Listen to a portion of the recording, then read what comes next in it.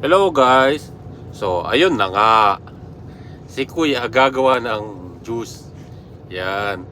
Tanggalin mo na yung mga nahulog na tayo ng daga guys.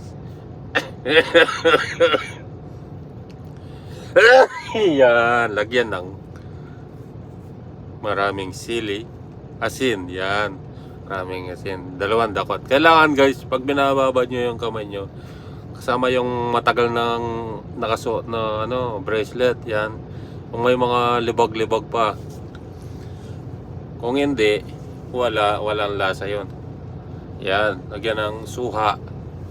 Suha yan guys. O, hatiin niya ng 2 piraso. Yan, tanggalin yung gitna.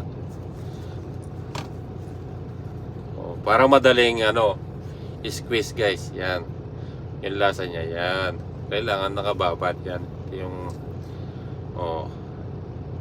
yan. Tapos lagyan ng coffee co brown guys.